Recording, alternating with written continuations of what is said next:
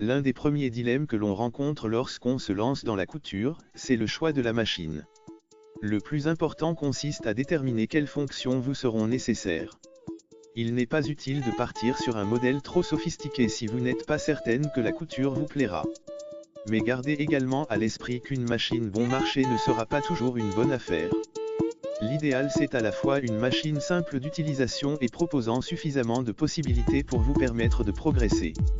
Pour bien choisir sa machine à coudre, il est important de prendre en compte ses désirs créatifs et le temps que l'on souhaite y consacrer, occasionnel ou régulier, reprise, habillement, décoration, patchwork, broderie ou encore le type de tissu que l'on souhaite travailler. Vos projets vous guideront dans le choix de votre machine à coudre.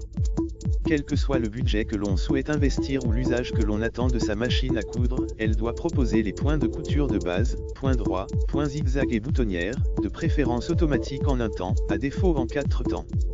Attention, la mention « boutonnière en 4 temps » signifie que vous devez changer 4 fois vos paramètres de couture afin de coudre les 4 côtés de la boutonnière.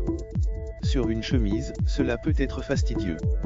Le point pour couture stretch, ou élastique, s'avère utile pour travailler les tissus extensibles comme le jersey par exemple.